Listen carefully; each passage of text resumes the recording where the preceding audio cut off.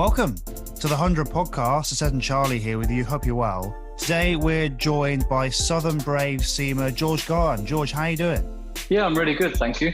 Well, George, it's great to have you on. Thank you so much for joining us. Let's kick off by rewinding to 2019, which right now feels like a completely different world. And of course, the night of the draft itself. I'm curious to know, George, when that night was happening. You know, it felt like such a big event in English cricket. How did it feel for you when you got picked up? What was that whole experience like?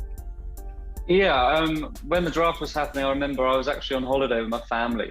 I think I was in Hawaii actually at the time. And I set a little reminder on my phone because the rest of the family went to the beach for a nice kind of sunbathe and a swim in the sea. And I thought, actually, I probably should have a watch of the draft. And I was pretty nervous, I think, because leading up to it, I hadn't played T20 cricket for 2 years because of selection and injury and whatnot. So I was pretty nervous going into it. And I remember as the draft went on and more names got read out and my name wasn't on there, yeah, definitely it kind of thinking, maybe not this year, I'm going to have to try really hard for a wild card pick. So my name got called out by Southern Brave. I was over the moon. Yeah, and it does feel back then, obviously, you were a young developing player coming through. Fast forward 2 years to now, where before the tournament you got an England call up, you've really kind of gone to a different level over those 2 years. It's very much, I guess, a different period for you now. Yeah, definitely. I think from when I signed at the end of 2015, early 2016 to that period of 2019, it was a lot of kind of ups and downs, a few injuries here and there, and really learning about my bowling and my cricket. And I've definitely matured a lot from 2019 to this year. I've learned a lot more about my bowling and my batting. And yeah, I've definitely developed a lot. There's certainly not a full product yet, but I'm really happy with how it's progressing. Yeah, for sure. And you've obviously improved a hell of a lot, and it's been wonderful to see you improve and play so well. I guess in terms of the 100 generally, how have you been finding it so far? What do you make of it all? I've loved it. I think it's been a really, really good tournament. The standard is very high. I think the level of overseas is very good. You've obviously got the best 90 English players as well. So the standard's right up there. It's very well run. I think it's advertised brilliantly to friends, family, kids, and the whole kind of population, especially with it being on BBC. I think some of the numbers we've had for BBC viewings for games has been unbelievable and exceptional to kind of broadcast cricket to a wider community who might not watch it on Sky. I think the DJs at the grounds, the way it's set out, the time frame, I think it's been brilliant. Yeah, and obviously there's some new tactical nuances within the 100 ball competition. Obviously you've got, your 2 sets at the same end. You've got your 10 ball overs. How much conversation was there within the Brave camp about how you were going to approach these new rules and stuff? But it does feel like there could have been a huge advantage for kind of exploiting them correctly. Yeah, there was definitely a few kind of panic chats because we didn't have too much time before the tournament started. We had one warm-up game to kind of grasp the concept. And I think you're seeing that in the first couple of games for every team in the 100. They were playing around with different ideas, finding out what worked and what didn't. And there's certainly not a set plan as yet. I don't think you've seen teams go about it in all different types of ways. And I think it's very similar to when T20 first started. People tried lots of things. And you're probably only really now, almost over 10 years later, finding teams with a very set plan in T20 cricket about how to go about things. So I think we'll definitely see a few changes over the next couple of games, the next few years, about people really settling down on the best format and the best kind of game plan around the 100. Absolutely. And in terms of people in your dressing room, in your camp who are able to work out a plan, I feel like you're very well placed. There's some incredible talent there. And what's it like playing alongside guys like Quinton de Colin de Granton? I mean, the list just goes on, really. What's it like playing with those guys? It's much nicer bowling at them than bowling in their team rather at them. I've bowled at Quinton a few times and it doesn't usually end well. He's a very talented player. Same with Colin and now Paul Sterling that we've got as well. It's much nicer than being on our team than playing against them. And yeah, as I said, it's kind of the best 90 or so English players as well as some very high class overseas players. So you get to to learn, rub shoulders with the best around. I'm lucky at Sussex to have Tamal, CJ, Joff anyway, but to be playing in the tournament with them, unfortunately not Joff this time, but still with CJ and T, it's brilliant. Yeah, and obviously when you look at that seam attack you have, obviously the 4 Sussex guys and Craig Overton, it's incredible depth, even without Jofra Archer in there, which is obviously very savvier. But if you put Tymon Mills, Chris Jordan, yourself out there, I don't think too many people would bat an eyelid if that was the 3-pronged seam attack for a T20 for England at some point. Obviously that's your Sussex attack as well. What's it like working with those guys? It does feel like you've got one of the strongest seam groups in world cricket, really. Yeah, it's awesome. I mean, we're lucky to have it for a few years now at Sussex, and for a young lad like me growing up and learning a lot about my game over the last few years, to be able to fall back on someone like CJ's experience, who's played all around the world in many comps for England as well. To have a guy like that to ask questions, challenge myself. I mean, our training sessions are very tough, but they're very rewarding and very challenging. And very competitive. So it brings out the best in you. It brings out the best in everyone. And I think you've seen that kind of the way Sussex has gone about things, that we're in a really good place. Yeah, and talking about Tymel specifically, you guys kind of have, I guess, similar career paths in a sense, in that you're both left armers, you bowl very quick, and you've had your injury concerns through the years. Obviously, Tymel only plays T20 cricket because of his. How much has his experience of going through those challenges helped you as you've kind of had to navigate them through the years? Yeah, certainly has helped me. He's a bloke that I talk to, especially kind of about injuries and rehabbing and kind of getting your mental game in the right place with rehabbing and thinking about it positively rather than thinking it as a major setback, because unfortunately for T, he has been through quite a few. So as much as it's not nice talking about them, it can be nice to have another person there who's experienced it and can talk you through it and say, hang on, just get through the bad days. They don't last, and there's kind of light around the corner.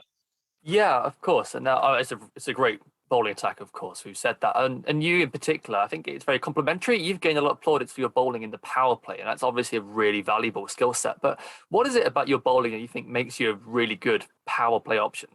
That's a good question. I seem to have a knack of taking wickets. I think that's what people like. I try and swing the ball up top, be aggressive with my lengths and my lines. And I think the power play is a really good opportunity to take wickets. We've seen in T20s that the stat is if you take 3 wickets in the power play, you win 80% of your games, here or say there. So I think going to the 100, it was the same kind of thing. Just try and be really aggressive, try and get the openers out and put the team in a good position.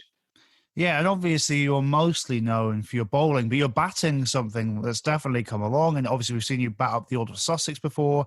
I think you batted 5 against the London Spirit in this tournament.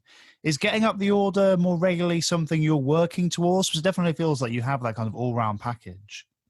Yeah, definitely. Batting's something I work really hard on. As you said, bowling's kind of my more known strength. But I work really hard on my batting. I want to be a genuine all-rounder. And I like being flexible in that batting lineup, where if the matchup's there for me against the leg spinner, say, that the head coach can chuck me in at 5, 3, 4, 7, wherever it may be, to try and benefit the team. And I think the more flexible you can be like that, the more of an addition you are to the team. Of course, and you mentioned your coach, Mahela Wardner, who is clearly one of the world's best coaches, a proven winner. Obviously, has a lot of success at the Mumbai Indians in the IPL. It must be so good for you to work with a coach of that caliber. Yeah, it's brilliant. I first saw Mahela at Sussex when it was a year before I signed, and I played a couple of twos games with him. And yeah, I hadn't seen him for a while, but he's a legend of a bloke. He's a very good coach, very good man manager, and very detailed. He expects a lot from his players, as he should. And yeah, so far so good. We got on really well. Yeah, and obviously, as an IPL coach, Mahela, I guess, is a very well-known name, and a lot of the coaches are very well-known. And it feels like with those kind of caliber coaches, with the caliber of players playing, with the fact that the 100 is, 8 concentrated teams, full of the best talent all over TV, it feels like there is much more of a platform maybe for guys like yourself to push maybe for franchise deals. We've seen a lot of Australians get deals because of the Big Bash. Is that something that I guess crosses your mind, that if you play well for Mihaela, he can recommend you to other coaches, and then there might be deals kind of lying in place for you? Yeah, I try not to look too far ahead. I think that can cloud your judgment a little bit and affect your performances if you're worrying or thinking about other things. But it's definitely the best platform, I think, for an English player now to play franchise cricket, because you've got the best players in the world, you've got the best coaches, you've got a lot of TV coverage. Every game's on TV, some's on terrestrial television. And it's certainly attracted a lot of attention from overseas players and coaches and teams to have a look at. So yeah, it definitely, I think it really help domestic English players to potentially get a gig here and there, the same as the Big Bash does for Australian players. Absolutely. I think it would be well deserved. There's a lot of English players out there who are clearly very good and are deserving of that call up and higher honours, as indeed you are. And your England call up for the Sri Lanka series, of course, was very well deserved. But I feel like it must have been really frustrating for you to not only not play the game in that series, but then miss out on the subsequent Pakistan series, and then having to watch essentially, guys who would have been behind you in the rankings then get ahead of you and play while you're watching the sidelines. That must have been annoying. Yeah, I think because I've been through injuries and stuff, I'm used to setbacks, and I'm used to just kind of accepting things that aren't in your control. I couldn't control the COVID situation. I couldn't control any of that. So personally, I didn't get worked up. I didn't get upset. I was obviously disappointed at the time, but if it wasn't meant to be, it wasn't meant to be. I couldn't personally control it, so I didn't kind of work myself up about it. If it's meant to be, it's meant to be. Yeah, but going back to that original call-up, obviously you've gone through a lot of injuries. You worked really hard. Your bowling. What was that initial call-up like when you got the call to be part of the squad? It must have been pretty special. Yeah, it definitely was. I remember the last time I'd kind of had contact from the ECB was about 4 years ago on a Lions trip when I unfortunately tore my side. And since then, I felt quite distant and quite out of the picture, if that makes sense. And I just tried to concentrate on playing for Sussex, doing the best I could, keep trying to win games for Sussex. And it was a really nice and kind of special phone call to get to say, look, we've acknowledged everything you've done over the last 2-3 years. We're really impressed with how you've improved. And this kind of call up is justification of that. So it was a very nice feeling for me to kind of know that I was doing the right thing. Of course, and I guess looking forward to the future then, with the World T20 on the horizon and Jofra Archer unfortunately ruled out for injury, does the thought of making it into that squad cross your mind right now? That's a good question. It hasn't. I've just tried to focus on doing the best I can in the 100. I don't pick the teams. It's not my job. It's above my payroll. I'm there to, if they think I'm the best option, then I'll go out and do my best for the team. If they don't, then that's fine too. I'm a player. It's my job to go out and play. If I'm selected, if not, then that's okay. So no, it hasn't really crossed my mind. I just want to do the best I can in the 100 at the moment. Yeah, and that's a great mindset to have, obviously. And going back to the 100, the Southern Brave really want to, I guess, the front runners for the competition. I guess for the majority of people, you've got a fantastic squad.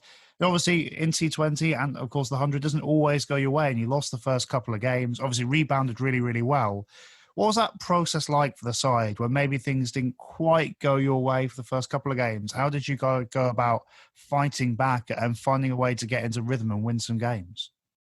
Yeah, I think the first game against Trent Rockets, we were massively off the pace. There was no hiding away from the fact that I think lads were a bit rusty or unsure about the way the 100 balls was going to pan out. And we certainly got a slap in the face there to kind of wake up and switch on and not to kind of rest on the team we had. So we kind of said, look, we got match winners from 1 to 11. Our whole team's very strong, but don't expect someone else to win the game. You go out and win the game. And it's a new team. It takes some time to bond. We got a really strong kind of friendship now. The group's really strong, working well together. So that bonding time sometimes takes a couple games. And especially in T20s, the margins are so small that in the 100, the balls are less. The margins are probably smaller, but you can win and lose games from a matter of 2 or 3 balls. So you're not really ever too far away from winning. And once you win, you want to keep winning. Winning's a habit, so trying to get on a roll at the right time. Yeah, and obviously you guys, it does feel like you're on a roll now. Obviously, with 8 teams, all high quality, only 3 getting into the postseason, there must be a lot of stress about it. But it feels like you guys are in a good place to kind of go and take that in the form you're in. Yeah, absolutely. I think we're in a place where the competition is in our own hands. If we win the last 2 games, then I think we're definitely through. So we're not relying on any other teams. It's completely down to us and in our own hands to see where we are when we get to the eliminators and the finals. Yeah, and best of luck for the rest of the tournament, George. We've really been enjoying watching you play, and thank you so much for joining us. That's right, no problem at all. Thanks for having me. Thank you very much for listening to the podcast. You can find us on Twitter at Podcast100. We've got loads of clips there, loads of different stuff going on, so make sure to follow us there. And please rate, review, and subscribe to the podcast. We'd love to know what you think, and it would really help us out. So thank you very much for listening to the 100 podcast, and we'll speak to you next time.